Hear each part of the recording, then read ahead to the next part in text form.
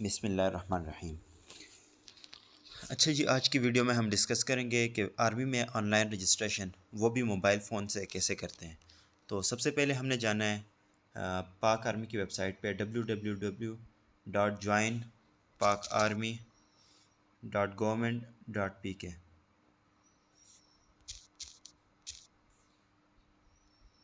तो ये तो ये आ गया ऑफिशियल वेबसाइट। तो ये ओपन भी हो गया। अभी इसमें फ़र्स्ट पे है ये एज ए मेडिकल कैडेट है। तो सेकंड पे ये 151 लॉन्ग कोर्स।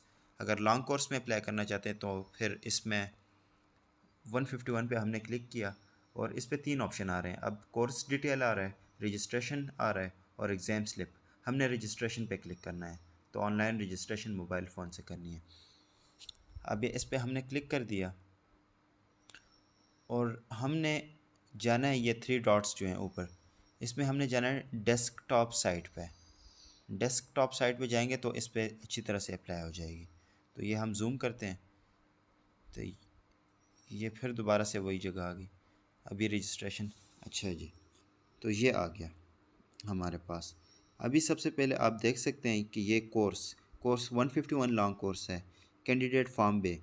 इसमें आपके फॉर्म बे या CNIC जो है उसका नंबर लगना है।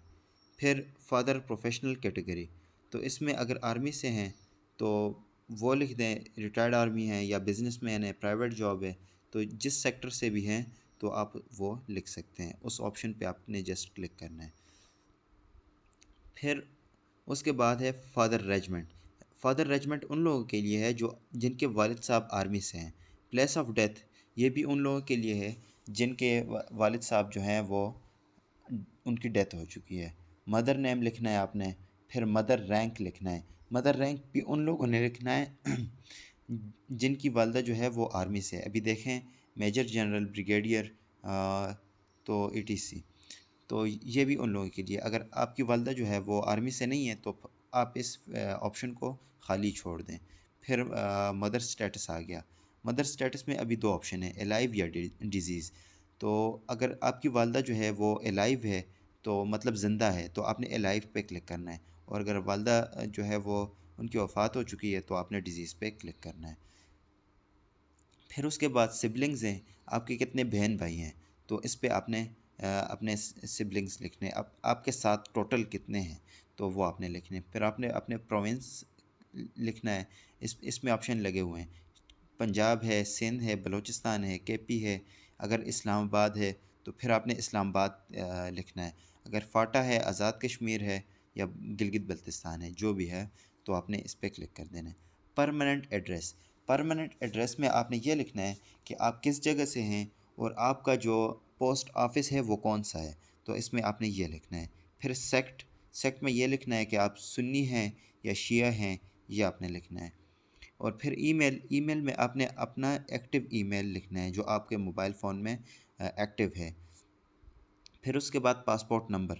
पासपोर्ट नंबर उन लोगों के लिए है जिन्होंने पासपोर्ट बनाया हुआ है या फ़ॉरेन से हैं या जिनका पासपोर्ट बना हुआ है, तो ये उन लोगों के लिए। अदरवाइज़ आप इस ऑप्शन को भी खाली छोड़ दें।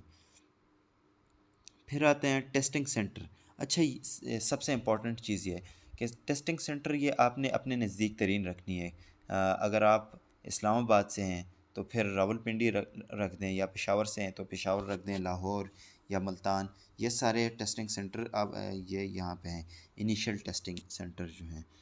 फिर उसके बाद आ गई कैंडिडेट CNIC फॉर्म बे। ये आपने पीछे जो फॉर्म बे या CNIC अपना लिखा था, अपना नंबर, CNIC नंबर, तो वही सेम यहाँ पे भी लिखना है।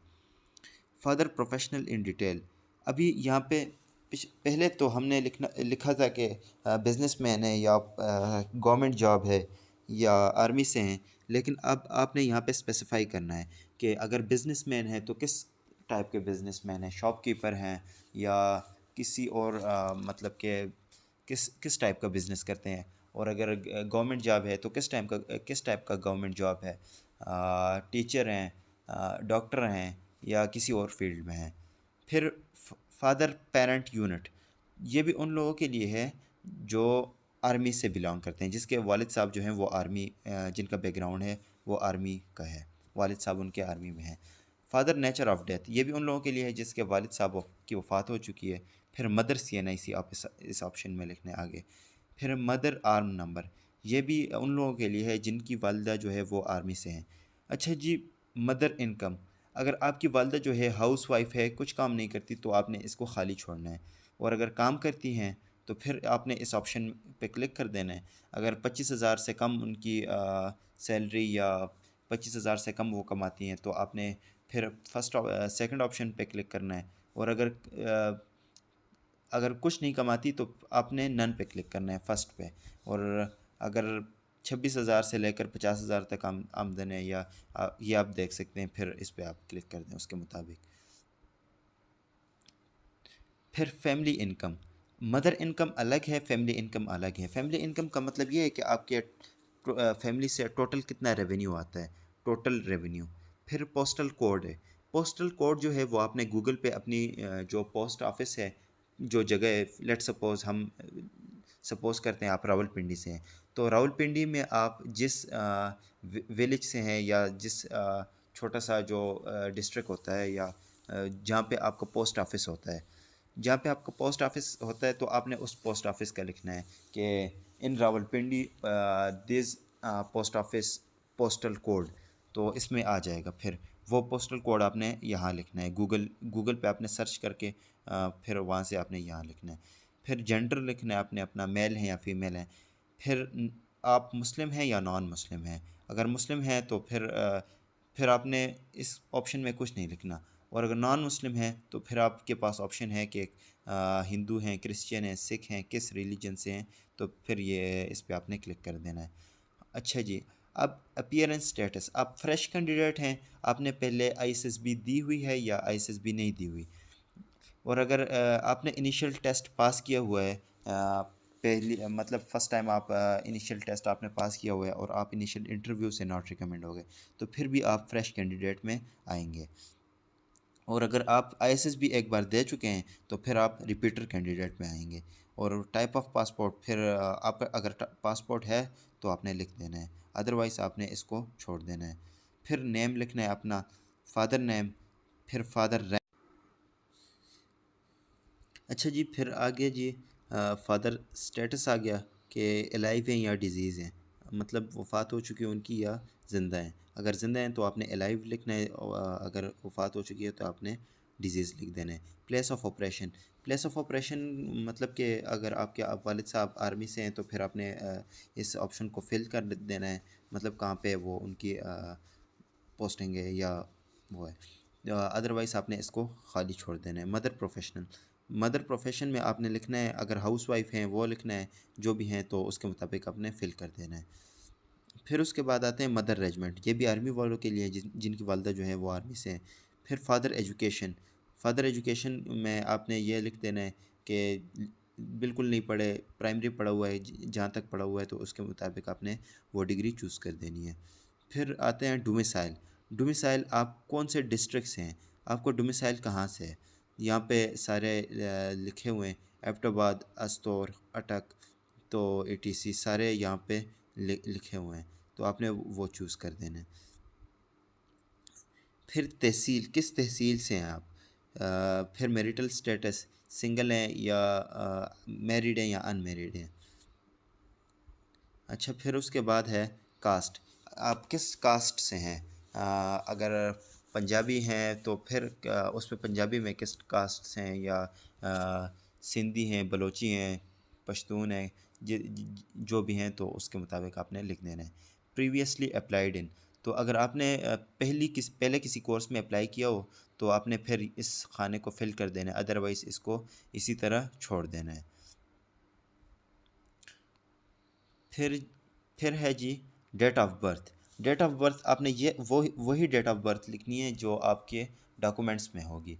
जो आपके FSC और मैट्रिक के जो DMCs हैं उस पर जो डेट ऑफ बर्थ है वही आपने लिखनी है। फादर गार्डियन CNIC, वालिद साहब की CNIC लिखनी है। फिर फादर आर्म नंबर, ये भी आर्मी वालों के लिए, जिसके वालिद साहब आर्मी में हैं तो उन्होंने ये फिल करना है। फादर इनकम, वालिद साहब की इनकम लिखनी है, कितने पैसे मतलब वो कितना रेवेन्यू आता है उन जो फादर के ज़रिए से आता है। फिर फादर टाइप ऑफ इंजरी, ये भी उन लोगों के लिए जिनके वालिद साहब की कोई इंजरी या कोई मतलब ऑपरेशन या इस तरह का कुछ हुआ हो, तो फिर उसमें आपने लिखना है किस टाइप की इंजरी है, माइनर है या मेजर है। फिर मदर प्रोफेशन आपने लिखना है, हाउस वाइफ हैं या किस टाइप की हैं। फिर मदर पेरेंट यूनिट, ये भी आर्मी वालों के लिए है। फिर मदर एजुकेशन, वालदा साहिबा की कितनी एजुकेशन है। फिर आपने अपना डिस्ट्रिक्ट लिखना है। फिर एड्रेस लिखना है, एड्रेस में आपने लाजमी अपना पोस्ट ऑफिस मेंशन करना है।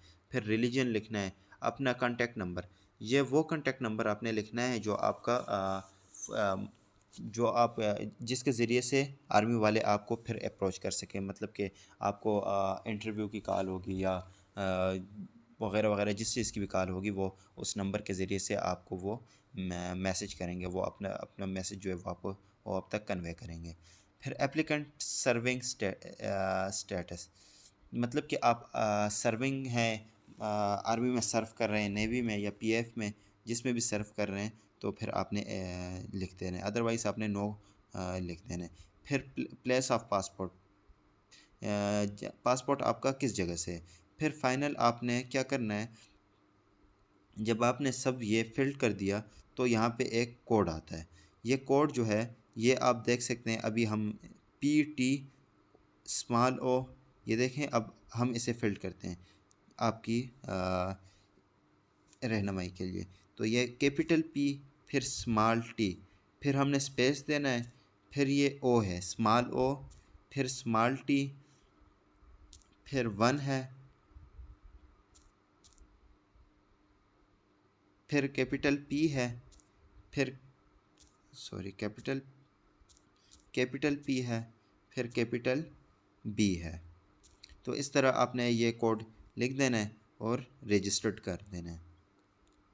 तो इस तरह आपने रजिस्टर कर देना है, तो आपका हो जाएगा, फिर रजिस्ट्रेशन आपकी हो जाएगी और कुछ ही दिनों बाद आपकी डेट आ जाएगी।